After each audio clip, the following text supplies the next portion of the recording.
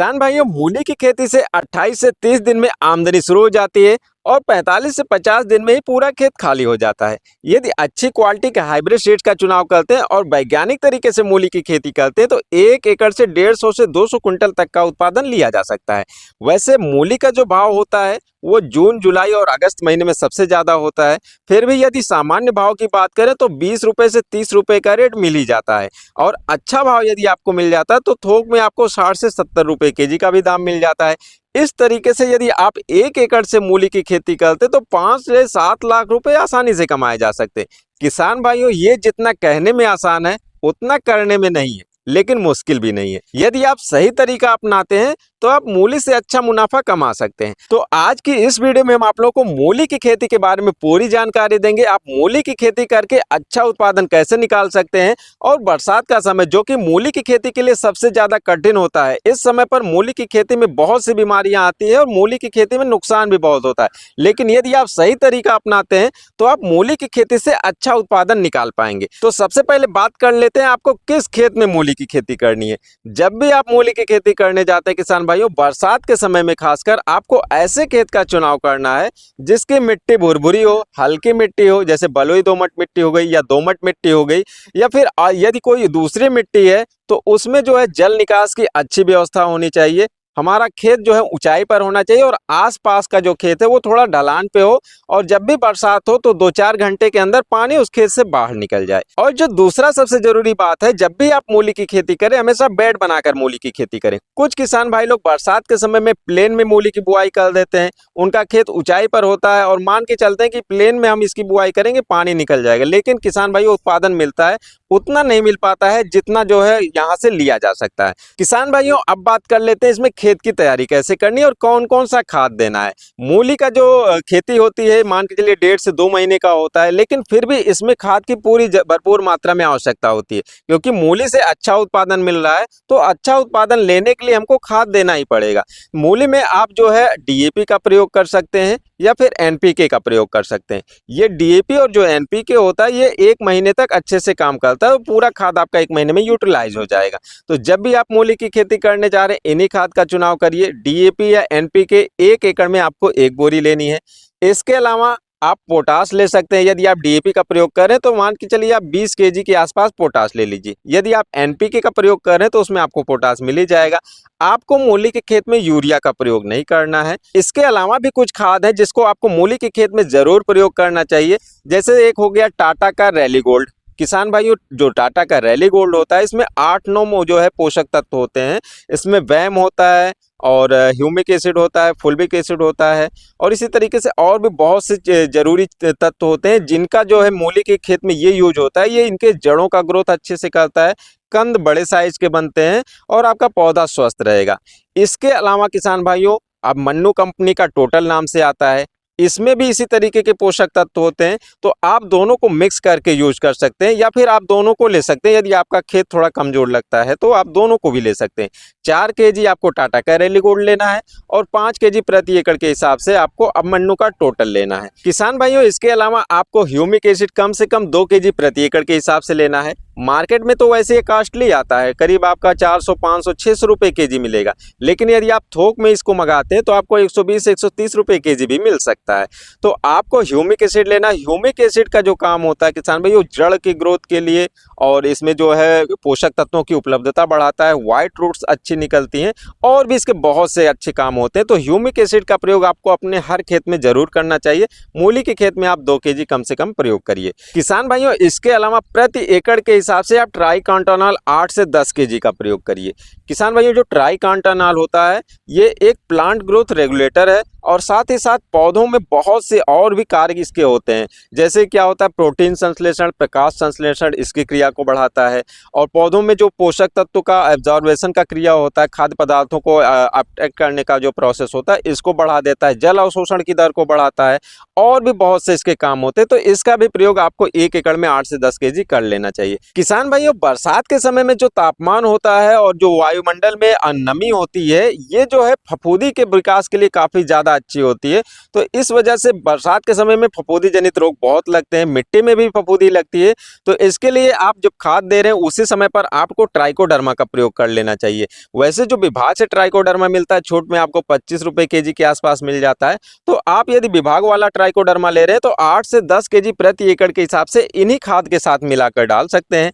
या फिर आप जो वर्मी कंपोस्ट के साथ यदि मिला रहे हैं और कहीं से कोई कल्चर ला रहे हैं तो 1 एकड़ आप वर्मी कंपोस्ट के साथ मिक्स करके उसको 5 से 7 दिन उसमें रख के फिर आप 1 एकड़ खेत में आप 1 केजी में ही अपना जो है उसका यूज कर सकते हैं। किसान भाइयों, यदि आप यहाँ पर ट्राइकोडर्मा का यूज नहीं कर रहे हैं तो आपको सल्फर बेंटोनाइट या फिर सल्फर WDG का यूज कर लेना चाहिए। इन दोनों में से आपको एक ही का यूज करना है, क्योंकि जो हमारा जो सल्फर है यदि इसका उसके साथ यूज करते हैं तो ये जो है ट्राइकोडर्मा को नुकसान पहुंचाएगा। किसान भाइयों, खेत की गहरी जुताई करके फिर जब आप अंतिम जुताई रोटावेटर से करने जाते हैं उस समय पर आपको इन सारे खादों का यूज कर लेना है और फिर आपको बेड बनाकर मूली की बुआई करनी है।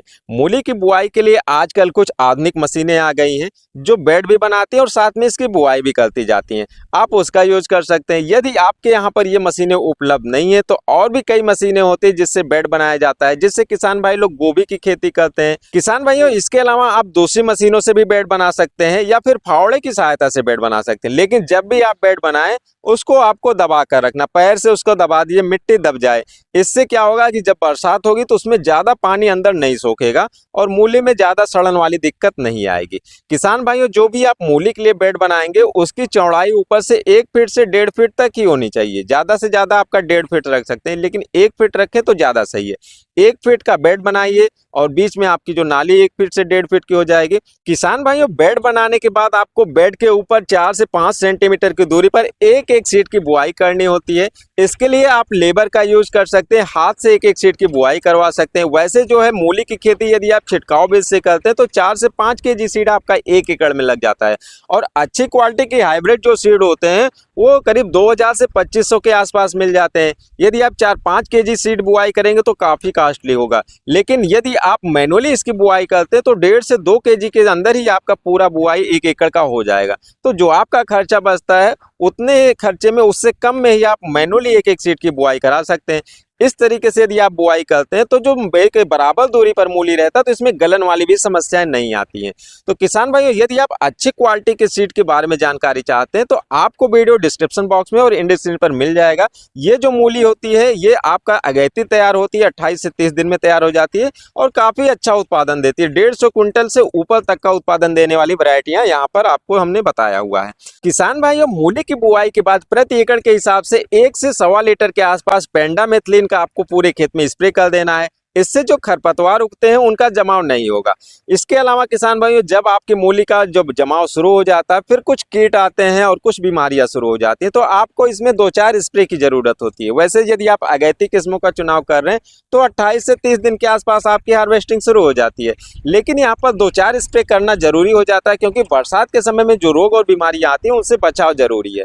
तो यहाँ पर आपको कुछ फंगिसाइड का स्प्रे करना है और कुछ कीटनाशक का स्प्रे करना है। किसान भाइयों, फंगिसाइड में आपको थियोफेनेट मिथाइल है, स्वाधीन है, बायर का नेटिवो है और इसी तरीके से और साफ आता है, इन सब का यूज करना होता है।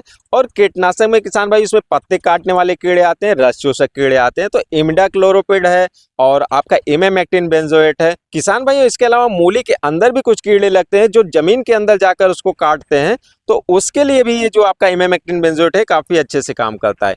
इसके अलावा जो है यदि ज्यादा दिक्कत आती है तो आप डेलीगेट या कोराजन का यूज कर सकते हैं, लेकिन इसकी जरूरत ही नहीं होगी। इमेमेक्टिन बेंजोएट आप अच्छी कंपनी का लेंगे तो बहुत अच्छे से काम करेगा। किसान भाइयों, इसके अलावा आप बायर का सोलोमन का यूज कर सकते हैं। इसमें आपका रस चूसक कीड़े हैं और जो पत्ती काट के खाने वाले कीड़े, इन सब का भी कंट्रोल हो जाता है। ये तो बात हो गई कि फंगिसाइड और कीटनाशक की। इसके अलावा जब आपका पौधा 20 से 25 दिन और 30 दिन के आसपास होने वाला था, उस समय पर यदि आपके खेत में जो है कुछ पौधे में कमजोरी लग रही है, कुछ पीलापन लग रहा है, तो वहां पर आपको NPK 19-19-19, जिंक और बोरान, इनका एक बार स्प्रे करना होता है। किसान भाइयों, यदि आपके पौधों के पत्तियों में चमक कम है और हरापन भी कुछ कम है तो इसके अलावा एक दूसरे टॉनिक भी आप यूज कर सकते हैं, जो आपको करीब 25 से 30 दिन के आसपास में एक बार यूज कर लेना चाहिए। इसमें आप NPK 0050 प्रति टंकी 15 लीटर के हिसाब से 100 ग्राम ले सकते हैं और बोरान आपको 20 से 25 ग्राम ले लेना है और इसके अलावा मैग्नीशियम सल्फेट आपको 50 ग्राम ले लेना है।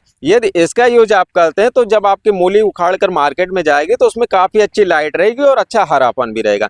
इसी के अलावा इसी स्प्रे को आप आगे चलकर भी जब आप मूली उखाड़ कर मार्केट में बेच रहे हैं तो जब आपको ज़रूरत लगे कि मूली के पत्तों में अच्छी शाइनिंग चाहिए, आप इसका स्प्रे कर सकते हैं। इसके अलावा किसान भाइयों यदि बात कर लें, मूली के कंद आपके कम बन रहे हैं और आपको ज़रूरत लग रही है कि पौधे के पत्ते ज़्यादा बढ़ रहे हैं और कंद कम बन रहे हैं, तो आप ट्राइकांटानॉल का यूज कर सकते हैं। और इसी के साथ में किसान भाइयों NPK 19-19 भी मिक्स कर सकते हैं। ट्राइकांटानॉल आपको प्रति पंप जो है 10 से 15 ml लेना है और NPK आपको जो लेना है वो 19-19-19 प्रति पंप 50 ग्राम लेना है। और इसी के साथ किसान भाइयों आप जिब्रेलिक एसिड ले सकते हैं। जिब्रेलिक एसिड 0.001% वाला आता है, इसको भी आपको 10 से 15 ml प्रति पंप के हिसाब से लेना है। इसका यूज आप किसी भी कंडीशन में कर सकते हैं, लेकिन एक ही बार आपको करना है। आप 15 से 20 दिन में कर सकते हैं, 20 से 25 दिन में। जब भी आपका एक गैप, कोई भी आप दूसरा स्प्रे कर रहे हैं उसमें 2 से 3 दिन का कम से कम गैप होता है, इसमें आप एक बार इसका यूज कर सकते हैं। तो इतनी बात तो हो गई किसान भाइयों। यदि आप इस तरीके से मूली की खेती करते हैं तो आपके मूली के पत्ते स्वस्थ रहेंगे, पौधे स्वस्थ रहेंगे, कीड़े नहीं लगेंगे। और जब आप बेड बनाकर मूली की खेती करते हैं तो जब भारी बरसात होती है तो पानी, क्योंकि आपने पतला बेड बनाकर रखा, पानी बेड से खसक के नीचे चला जाता है। और जब आपका खेत बड़ा है तो आपको बेड बनाने के बाद भी आपको कुछ ऐसी नालियां बनानी चाहिए जहां से पानी आपके खेत से बाहर निकल जाए। ये जो तरीका होता है, इसको अपनाकर यदि आप बरसात में मूली की खेती करते हैं तो जो बताया जाता है कि आप 150 क्विंटल 200 क्विंटल का उत्पादन ले सकते हैं, इस लक्ष्य को आप आसानी से प्राप्त कर सकते हैं। नहीं तो किसान भाई लोग ये कहते हैं कि ये जो बताया गया है नहीं हो सकता, ऐसा खाली ये भौकाल है। लेकिन यदि आप सही तरीके से खेती करते हैं तो निश्चित तौर पर आप अच्छे उत्पादन मूली की खेती से ले पाएंगे। तो किसान भाइयों, हमने पूरी कोशिश की कि मूली की खेती के बारे में डिटेल में जानकारी दिया जाए। और यदि आप इस जानकारी का यूज करके बरसात के समय में मूली की खेती करते हैं तो विश्वास दिलाते हैं कि आपको मूली की खेती में 90 से 95% तक आप जरूर सफल होंगे। कुछ बीमारियां और समस्याएं आती हैं तो वो आप जो है अपने हिसाब से कंट्रोल करने की कोशिश कर सकते हैं। हम ये नहीं कह सकते कि 100% आप हर चीज़ को कंट्रोल कर पाएंगे, लेकिन यदि आप अच्छे क्वालिटी के सीड का चुनाव करते हैं तो आप उत्पादन 150 क्विंटल आसानी से ला पाएंगे। किसान भाइयों, यदि आप अच्छे क्वालिटी के सीड का यूज नहीं करते हैं तो कुछ समस्याएं ऐसी आती हैं कि बरसात में मूली के जो उसमें जड़ क्षेत्र मिट्टी के ऊपर होता है उसमें हरापन वाली दिक्कत आ जाती है और आपको मूली की धुलाई करके फिर मार्केट में ले जाना पड़ता है। और जब आप मूली की धुलाई करके मार्केट में ले जाते हैं तो वहां पर जो है रगड़ की वजह से थोड़ी ही समय में कालापन आने की समस्या आ जाती है। इस वजह से मंडी में आपकी मूली की डिमांड कम हो जाती है।